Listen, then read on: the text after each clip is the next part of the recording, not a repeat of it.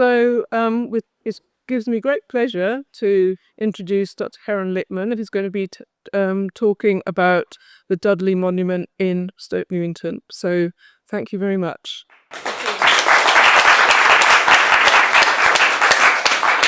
So something a little bit further back in time to the last talk. So thank you first for coming.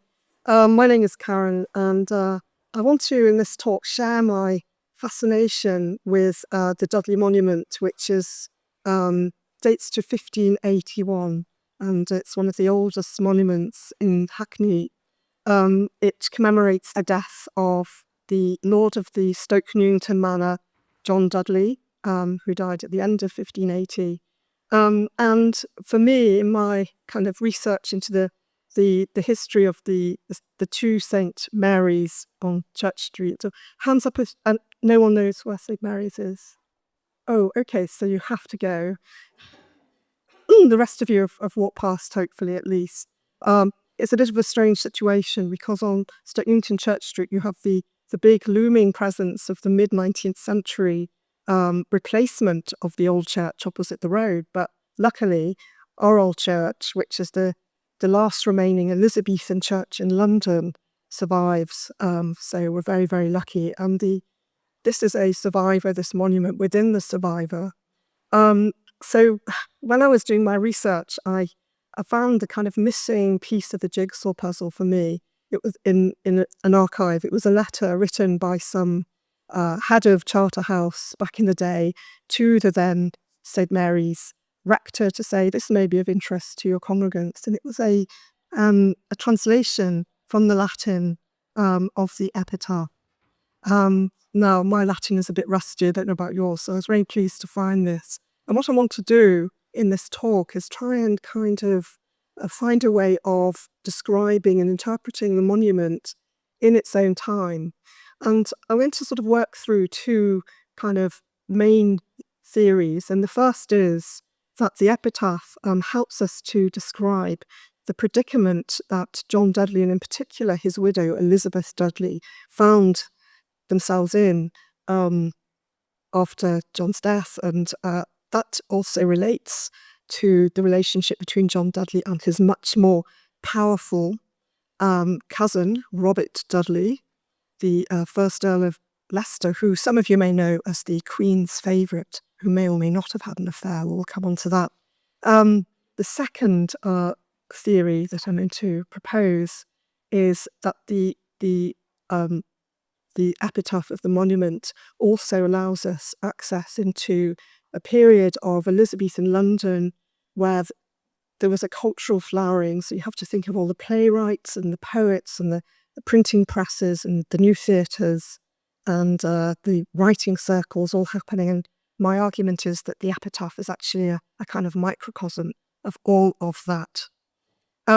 So before I start, it is timely to draw attention to the depth of the history of the St. Mary's Church, because unfortunately, and if you were to look at the history, you'll find that practically in every century, certainly from the 18th, there has been a crisis of the fabric. And we're having our own crisis now. There's a sewer that's broken, there are other kind of sort of elements of TLC that are required. So there is a fundraiser. So if I manage to kind of inspire you in this talk, so no pressure on me, then hopefully you'll go onto the website and think about donating. We'd be very grateful. Anyway, thank you. So here is the old church, at the front of the old church. And I'm going to go back a bit. I'm going to go back to the first lord of the manor, William Patten, who built or rebuilt the church. And you can see his coat of arms still above the entrance of his private chapel entrance at the front. And he also rebuilt the adjacent manor house, which is where the Stoke Newington Town Hall is today. From around 1550, Patten was granted the lease of land at Newington, as it was known then, owned by the chapter and dean of St. Paul's Cathedral. So the area was called a prebendary. So it had been granted to St. Paul's at some point, pre-Domesday Book, pre-11th century, probably by some king or other. So William Patten was an administrator, and he attained a life position as teller of the Exchequer in the court of Queen Elizabeth I. Now, this involved quite a responsible position, making sure that all the money owed the Exchequer had come in and everything was above board and it was all written in a book. Unfortunately, this was also to prove his downfall. So in early 1568, so only half a dozen years or so since all the money he'd spent on the manor house and the church, during what I can only imagine an Elizabethan version of a spot check audit, a black hole in the finances was discovered to the tune of nearly £8,000, which is roughly 3 million in today's money. Patten was sacked, imprisoned, and in a failed attempt to repay the money, he was forced to sell the Stoke Newington manor lease. He then wrote a long autobiographical poem dedicated to the Queen, where he vehemently protested his innocence, blaming a rogue assistant he called in the poem a venomous snake. And then he had to reinvent himself as a historian and a writer. Okay. So jump to July 1575, the scene of a lavish, once-in-a-lifetime 19-day extravaganza at Kenilworth Castle in Warwickshire. And now Kenilworth had been a gift from Queen Elizabeth to her favourite, Robert Dudley, aforementioned, who had organised this massive event, probably trying to woo her. And we have a detailed account of what occurred there, known as the Langham Letter. Now, this whole period is very sketchy in terms of the historical record, so this letter is really, really important. But the problem is we don't really know who's written it. And recently, William Patten has become the front runner as writer or editor of the letter. And we do know that he met Robert Dudley at some point and seems to have got a commission to write a verse of welcome above the entrance. Unfortunate pattern again, the Queen and court arrived late after dark and they probably didn't see it. Anyway, there goes Patten, and in comes Sir William Cordell. So he bought the lease when it came up for sale in late 1560s. Now, he was a lawyer and politician. He'd held high positions under Queen Mary and was now Elizabeth's Master of the Rolls. Now, he already had a London home and a country estate, so I reckon he didn't need Stoke Newington. He was probably doing a favour because, at the very least, a year or two later, it had been sold on to wealthy businessman John Dudley. Now, of course, John obviously shares a surname with Robert Dudley, the Queen's favourite, and the two men were cousins of a kind. But his life has been rather eclipsed by a story. It's usually derided as a legend that he hosted both Robert and the Queen at his manor in Stoke Newington in order for them to conduct a secret affair away from the prying eyes of the court. So it was even said, if you look too deeply, that John and his wife Elizabeth agreed to bring up a love child as their own. Well, I'm going to leave you to decide about all that, but whether Stoke Newington was involved or not. But even at the time, rumours persisted of the affair, even though the Queen denied it. And that, of course, hasn't stopped the fixation on the story in the hands of modern-day writers. We do know that the Queen likely did officially stop over at the manor. There are 3 dates often cited. May 1575, were probably on her way up to the Kenilworth event. A few years after that, and then later in 1588, the year of Robert Dudley's death. Now, there's also another story that I quite like, is that she took a liking to Elizabeth Dudley, took a jewel from her hair, and gave it to their only daughter, Anne. Now, one of the objections to the legend is that Robert Dudley obviously, shared the same name, but in this age of strict hierarchy, surely he would not have anything to do with John Dudley, who was from a very lowly, commoner line of Dudleys. And if we compare their lives, then there may be something to that. So let's very quickly remind ourselves of the powerful Dudley line. Robert and his older brother Ambrose Dudley were the only surviving legitimate sons of John Dudley. Now, that's not a useful name for me giving this talk, so we'll call him Sir John, just to differentiate them. He was one of the most powerful men in the land. He served as Lord High Admiral. He played cards with Henry VIII, and then led the government of the young Edward VI, where he promoted radical Protestant reformers. And as his death neared, the young king changed his will to allow his Protestant cousin, Lady Jane Grey, to inherit the crown instead of the Catholic Mary. Now, it's unclear how much influence Sir John exerted. He may have had to be a scapegoat, but either way, he was convicted of high treason, and in 1553 he was executed. Robert and Ambrose languished in the Tower of London, and the Dudley reign of power appeared to have been dramatically stopped. But as we know, a few years later, with the accession of Queen Elizabeth in 1558, their fortune somewhat improved.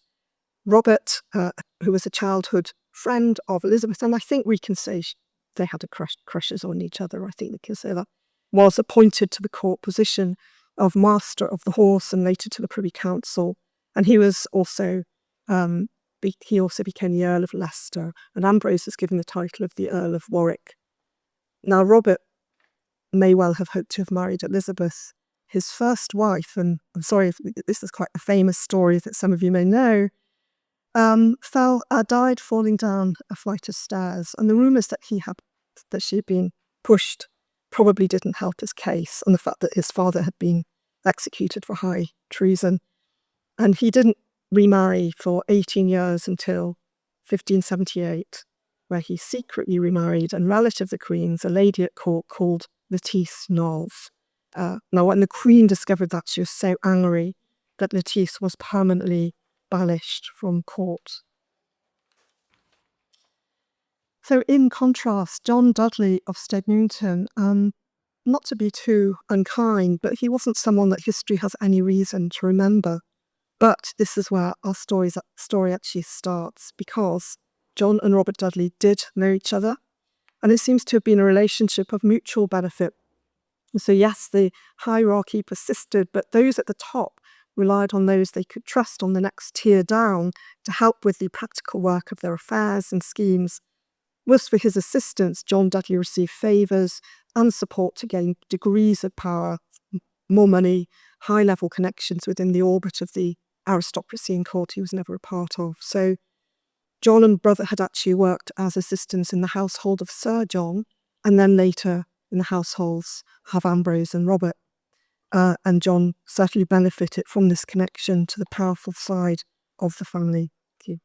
So first he was helped to become a parliamentarian, sitting in Parliament with Robert Dudley, first as MP of Carlisle and later MP of Helston, and he became the governor of the Royal Mines and joint clerk of the marshes in Wales. Now, Sir John had been a marshal lord, and they served as guardians of the unsettled border region and were granted powerful legal and taxation privileges, so it was probably quite a lucrative position.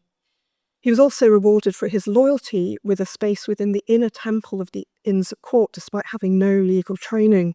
Now, the inns at that time were kind of elite gentlemen's clubs, so if you could get in, they're very useful for high-level networking. Now, we do have a record of a letter written by John in 1577, to quote, "On my Lord of Leicester's behalf, making rather mundane request that a passageway should be left open through an alley to allow a shortcut to Robert's chamber in the inner temple," and that's it. However, we do have a more interesting letter surviving, which offers a glimpse into John's work helping acquire land. Both Robert and Ambrose became major landowners in the Midlands and North Wales. Now, the context is that John is negotiating for Robert a large grant of crown lands, that he's having some issues with the Queen, who's in a bad mood and refusing to cooperate. So he appealed for help to the Chancellor of the Exchequer, Sir Walter Mildmay, who lived in Newington Green, who was a bit reluctant to intervene. He didn't want to upset the Queen. So the problem was that Robert and Elizabeth, it seems, had one of their little tiffs, and Robert had left the court to travel, and the Queen was feeling neglected and annoyed. So John writes this letter to Robert, imploring him to urgently return, or the deal would not be done.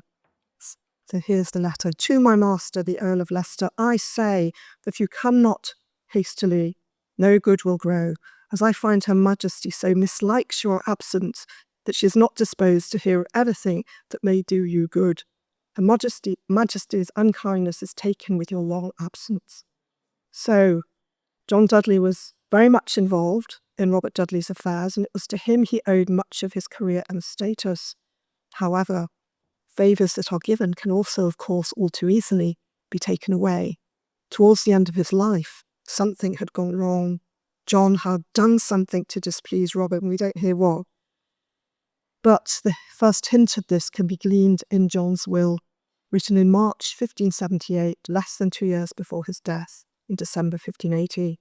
So he knew that a fallout with Robert would put his wife and daughter in a vulnerable and isolated position after his death. So the will is basically his attempt to mitigate such circumstances, to plea for Robert to look kindly, to quote, "in consideration of the long, true and faithful service which I have done to him and his father." He bequeathed a gift to him of £100 worth of plate, which became a cup for some reason, engraved with John Dudley's coat of arms to make up for any, quote, negligence or forgetfulness in his account. So there you have it. Now he also left Ambrose, Dudley's wife Anne, the Countess of Warwick, and who was a close friend of Queen Elizabeth, to create the whole suit of hangings in my little gallery near the great chamber, beseeching her to stand good lady to my poor wife and child, and to aid and assist them in time of their need, if any occasion shall serve. So John was buried in the chancel of the old church, and his funeral took place just a couple of weeks after his death in January 1581. Elizabeth, his widow, kind of respected his wishes pretty much, except for one request that she ignored: for his funeral to be undertaken without any glorious vain pomp or show to the world. Well, humble the funeral certainly was not. And we know this thanks to a book by historian William Robinson, published in 1820, where he had found, thankfully for us, in the Earl of Leicester's collection, the funeral expenses roll, which includes in the book's appendix a sort of very detailed account of a no expenses spared funeral, with a full tally reaching around £1,900, a third of which was just for the day of the funeral. Now, the roll tells us of payments for food too. I'm going to quote: "The poulter the butcher, Mr. Haynes for fresh fish, and a fisherman for 4 pikes, spices, 1 brawn, 1 firkin of sturgeon, 2 boxes of wafers, 2 gallons of mustard, 3 gallons and a half of cream, the baker for horse bread, Mr. Gamer for fresh fish from Rye, 32 bushels of flour for pies and bread, 3 barrels of beer, and 12 gallons of wine and other spirits." It's a big feast. Now, the local poor received money given at the gates of Newington. Money was left to repair a local road, and we get a glimpse of the size of the manor household, which included about 35 servants, some who seem to have only been known by their first name, Robert Horsekeeper, Joan Chambermaid. Okay. So, most important for our story, the funeral expenses also offer a full list of attendees, and under gentlemen mourners we find men of note, including Sir William Cordell, and both Robert and Ambrose Dudley. They were there, and I think this tells us a lot.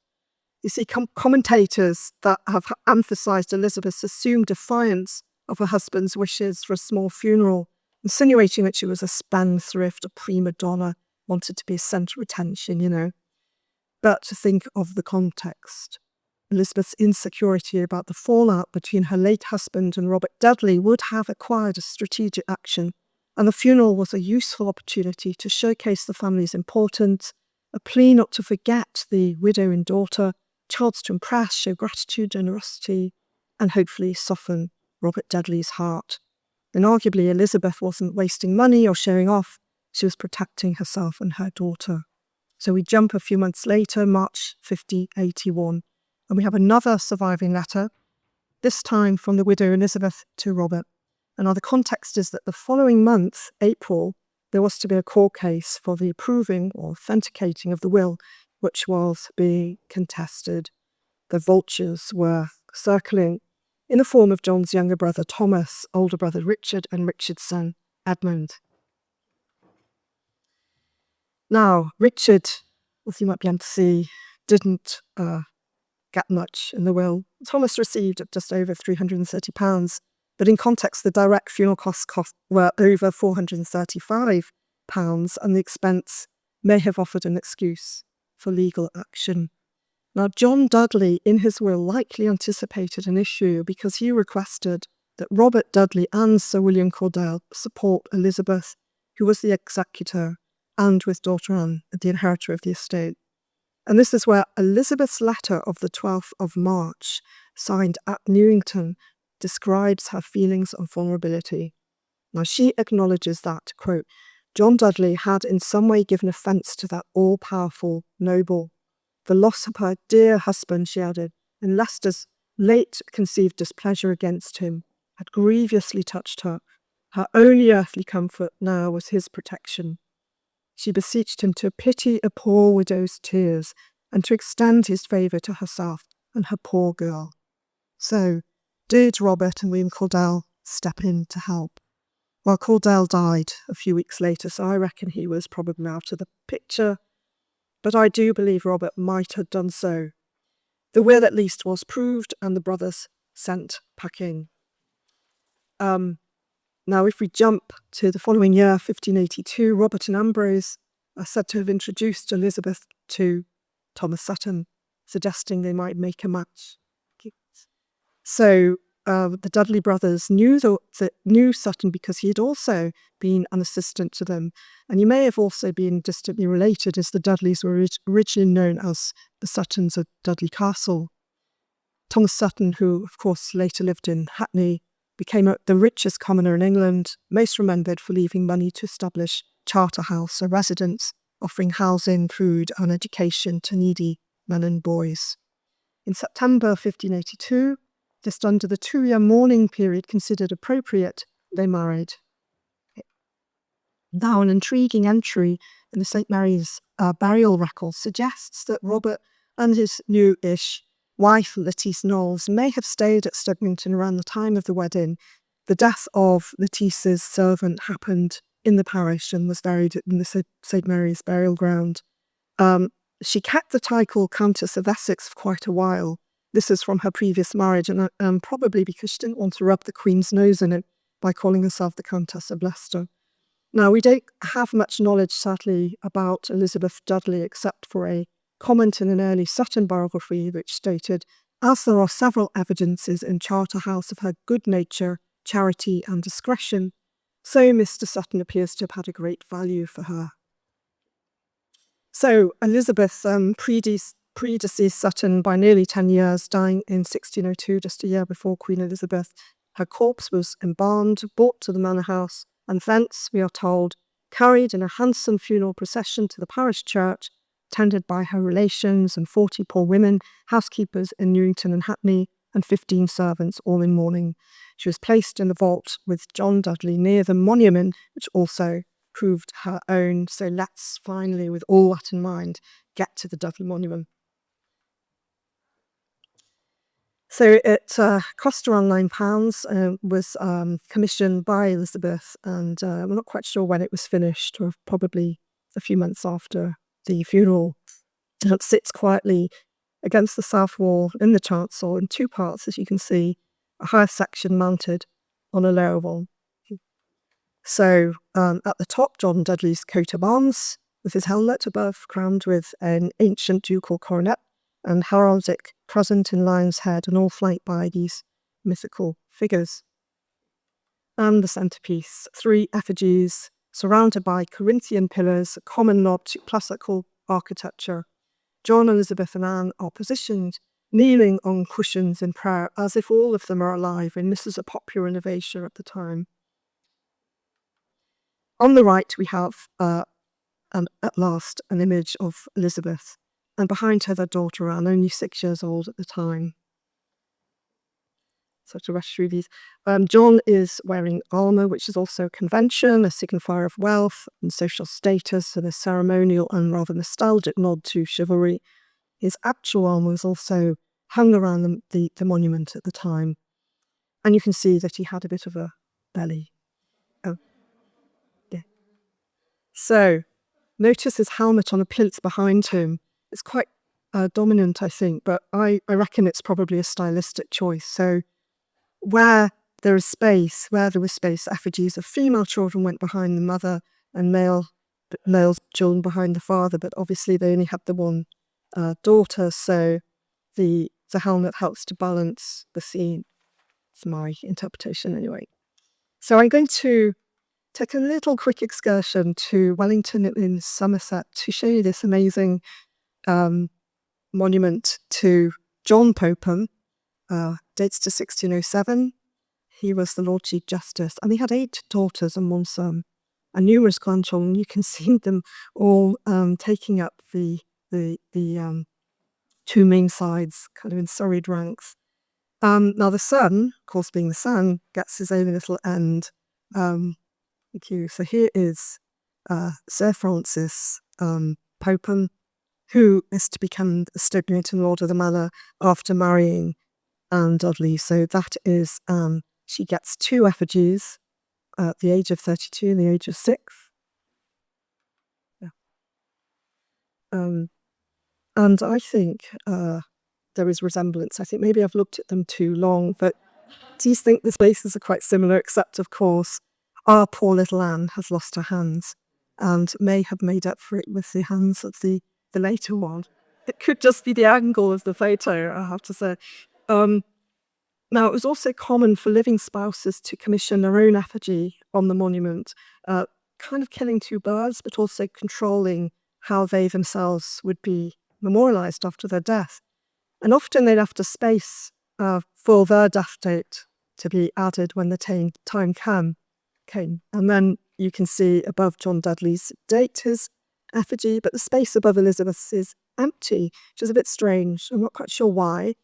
Now, presuming it was the job that fell to Anne, the daughter, we might forgive her if it is just an oversight. She was married off as a young teenager, and in one account had 19 children, so she might have been busy. Or perhaps the epitaph offers a clue, so let's now turn to that. So the epitaph is in 3 sections, one under John's effigy, one under Elizabeth's, and a free floating panel underneath. In the middle, just ignore the 2 on either side, the dark ones, they came later. So there's this kind of forming a triangular relationship which reinforces 2 themes, both intended, I would argue, to support Elizabeth's plea for Robert to take pity on her. The first emphasises John's kindness. Now, it was the convention of epitaphs to create an idealistic memory of the deceased, but it was also at this time a reminder to readers to cultivate these qualities in themselves. If John was kind, please be kind too. Most curious is a poetic play on and part inversion of the binary of life and death itself. John's epitaph stresses that although he is the one who has died, he has started new life with Christ. It is Elizabeth who has died, at least partially, metaphorically, emotionally, being left bereft and alone. So this is a kind of classic shift to individualism, the focus on feelings, which reflects Enlightenment humanism of the day, but it is unusual to emphasise the continuing life of the remaining spouse so much. So perhaps this is why the death date panel was left empty. So let's start with Elizabeth's epitaph. I live, but without my husband, my life is death. With the loss of my husband, I am widowed of all true joys. Dear wert thou to the highest, kind below us, but to me alone, how dear at once and how kind wert thou.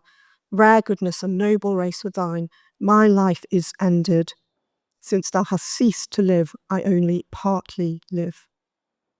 Now the lower panel plays on this inversion of life and death, but this time it's an inert thing, dead stone, which has given life and agency through a surfeited sentiment. It's the monument itself that speaks to comment on the drama. Stop. So I live, but hard, silent stone that I was. How am I all changed? I become full of speech and soft of heart. Your lively merit, my Dudley, has softened me. Your life that was so holy is now eternal. And you too, most excellent lady, you hast lived trusting in your beloved husband. You, for have you not ceased to live, art still alive. Now the hard, cold stone is transformed into something full of speech and soft of heart. Note the repetition of soft. The influence of classical allusion is all too clear here. Think of transformation forms in Ovid's Metamorphosis, and more classical references tumble out in the John Dudley epitaph. I live, for I triumph as a soldier under Christ's leadership. The dark river death, the flesh and the world are all trodden under my feet. I leave the earth as a tired actor, the stage. The long drama of my life is played out. The end is near. Applaud you who sit in the stalls. My life is ended, and now that I cease to live, I live more fully. So there's the Styx, the river of death, a strong image of the flesh and world trodden under John's feet as he marches to new life. And yes, a familiar metaphor, the world as stage, tired actor leaving behind life's long drama, and we in the stalls must applaud his exit. So the epitaph reflects not just literary and philosophical conventions, but also the specific context of Elizabeth's predicament and her relationship with Robert Dudley after John's death. But let's now call out the elephant in the room here. The similarity of John Dudley's epitaph to the famous monologue in Shakespeare's As You Like It, all the world's a stage and all the men and women merely players, and so on. Could William Shakespeare, in fact, have written the epitaph? That would be compelling if the world stage metaphor was his own, but in fact he borrowed it, sorry. The idea goes back to antiquity, Protonius, 1st century AD, almost the whole world are actors. 12th century John Salisbury coined the term theatrum mundi. Medieval texts describe the 7 ages of man, just as Shakespeare does in that monologue. So whoever wrote the epitaph was well versed in classical works. And this included pretty much all grammar school boys like Shakespeare and certainly university educated men. The world stage metaphor had been absorbed into the Elizabethan cultural vocabulary, and educated people would have recognised how Shakespeare was using it to emphasise his character's melancholy mood. But Shakespeare was the one to use and popularise the world stage metaphor the most, including this line in an earlier play, The Merchant of Venice: I hold the world but as the world, a stage where every man must play a part, and mine a sad one. In turn, Ovid would have also approved of at least one of Shakespeare's poems, which has a stone statue coming alive and speaking. So yes, it's tantalising. The only sure thing we can say is that the epitaph reflects, in a rather vivid and direct way, the classical influences of the burgeoning literary scene. But could Shakespeare have been commissioned to write an epitaph in 1581? I know you're burning to know. So here we face a key problem. Nothing much is known of his life before 1592, and in fact the years 85 to 92 have been dubbed the lost years, and the assumption that Shakespeare could not have come to London before 85 at the earliest because he was busy getting married and having children in Stratford.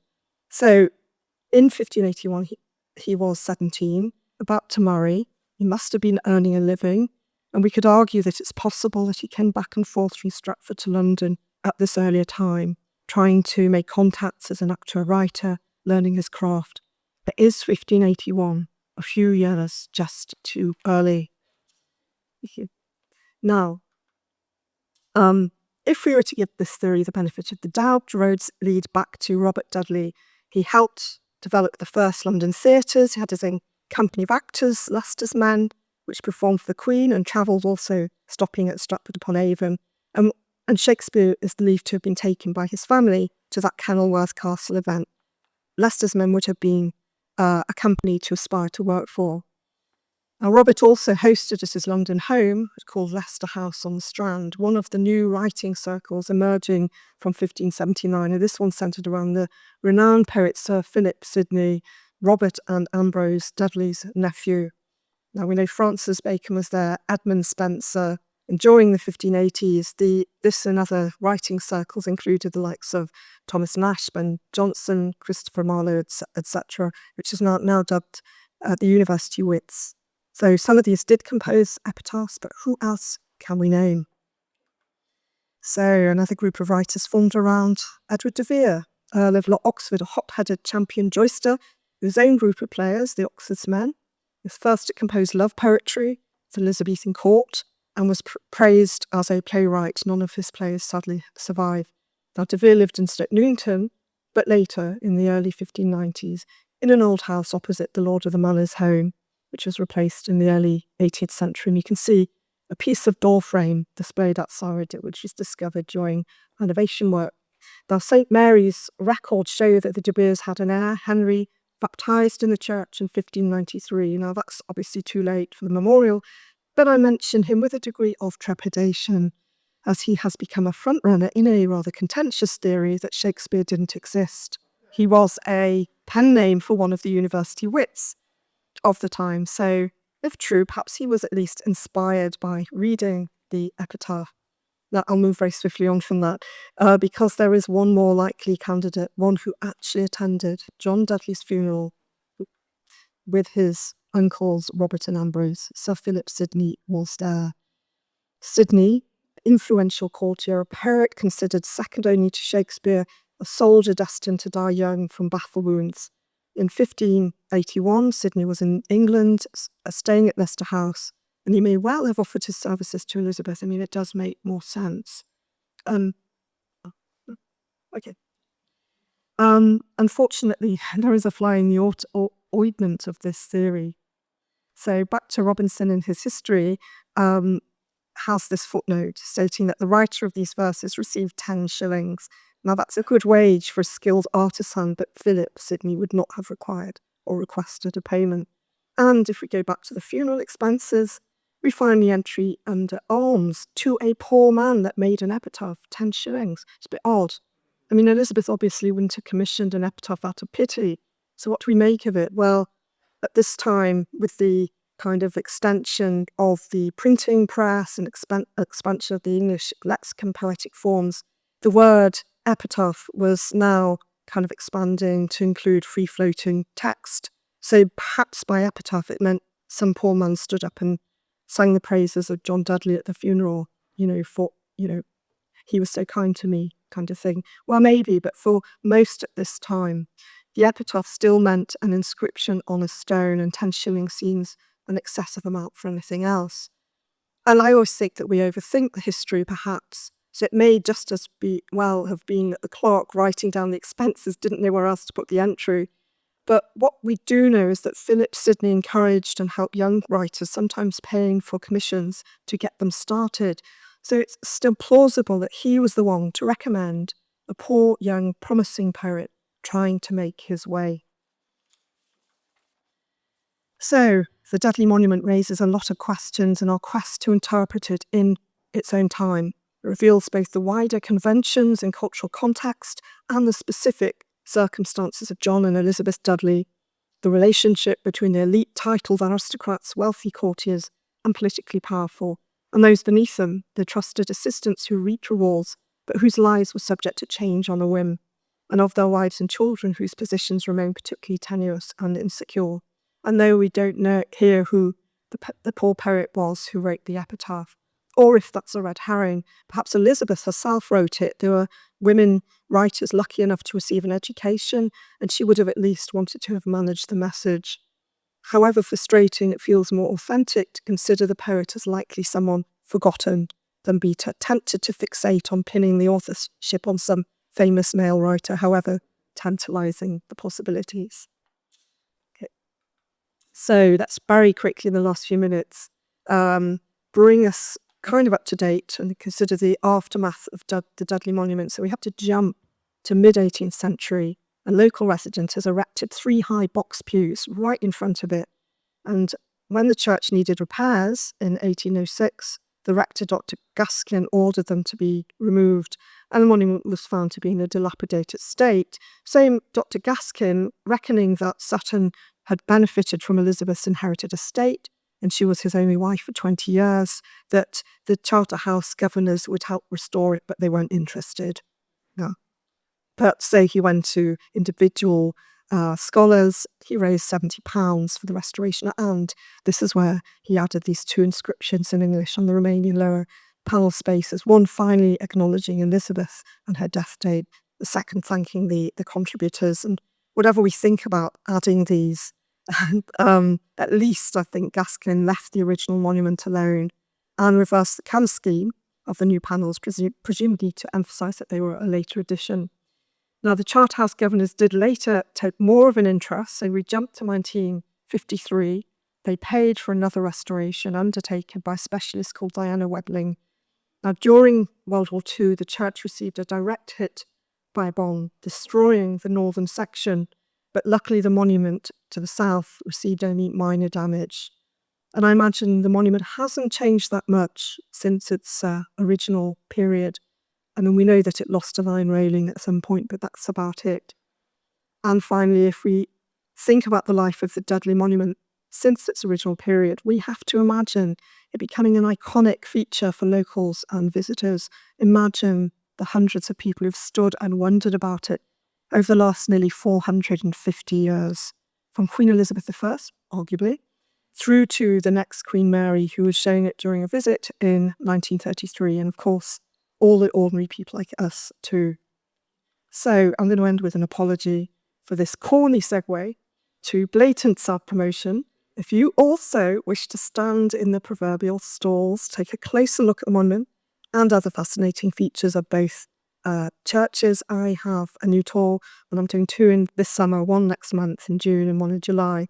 If you want to find out more about these and my other local Stoke Newington walks, then check out my website, storiesofourstreets.com, and you can go onto the contacts page and drop me a line. And maybe I have managed to inspire you to donate to the current restoration fundraiser. Thank you.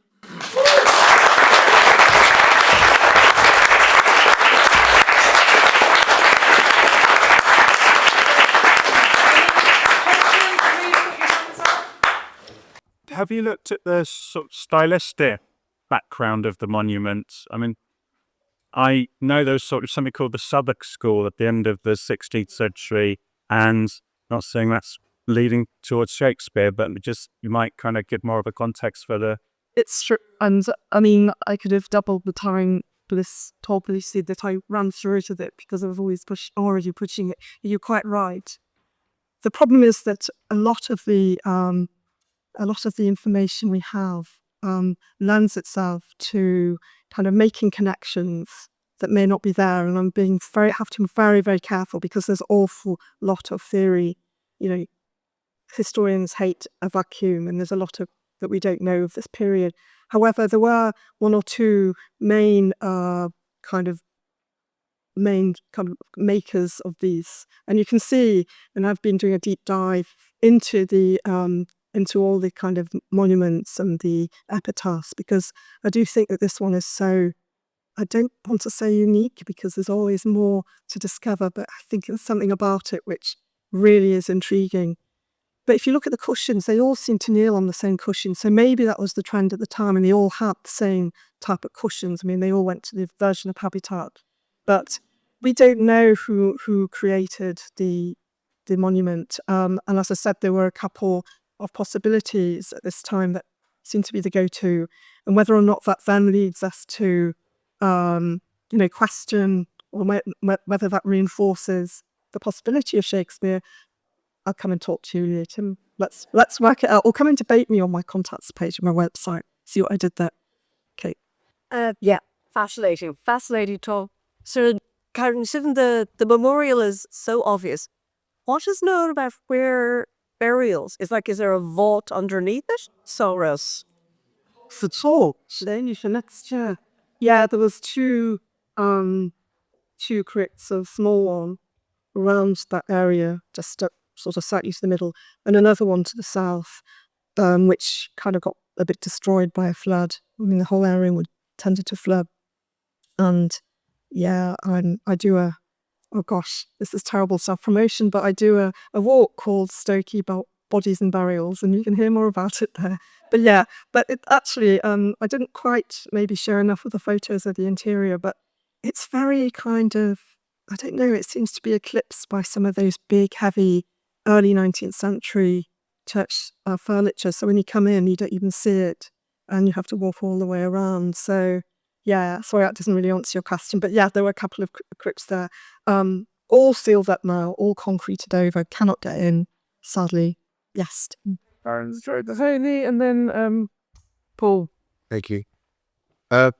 Strange question, and it's in this picture. The last time I had a look, there are some pieces that are to the side. Yes, I've Just about found what they are. I don't, and I have raised it. I've tried to break up. This is sort of little pieces of masonry that have been placed. Now, I don't know whether it comes from somewhere else and someone's shoved it there because it's in the corner.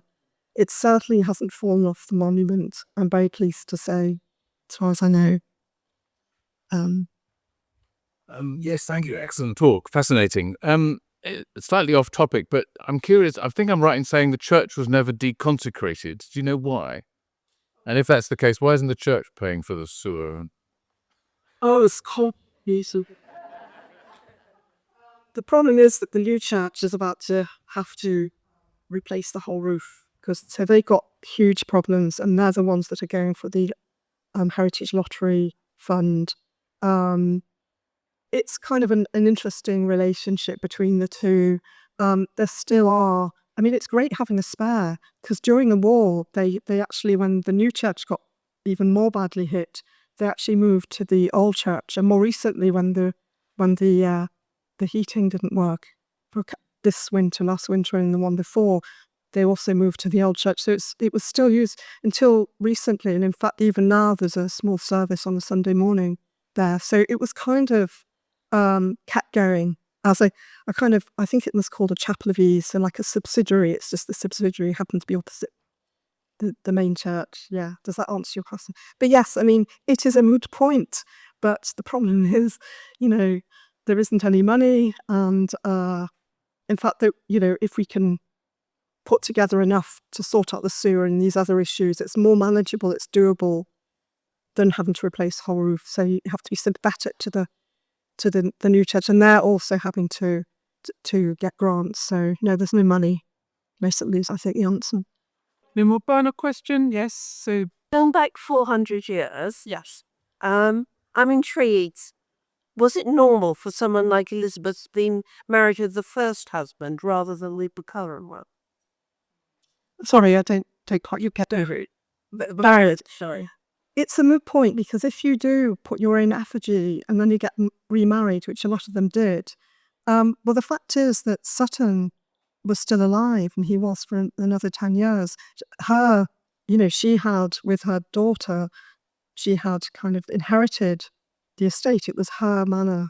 So it made sense that she went back. So when we say with John Dudley, she was put in the same crypt. Didn't necessarily, it wasn't meant as any comment, I don't think, that, I preferred my ex, so I didn't be buried with it. It's kind of rare. And in fact, Sutton didn't only got has a magnificent, as you can imagine for a wealthy man, kind of monument, but that was actually paid for later, Charterhouse. So, it's intriguing. And if you look at lots of other examples, what you do if you've remarried, but and that's why you get more than one kind of effigy, like, and so, yeah, I don't think we can read anything into it except that she was the owner of the estate. Yeah. So staying on home ground. Yeah, she's got a place. She'll go there. thank you very much.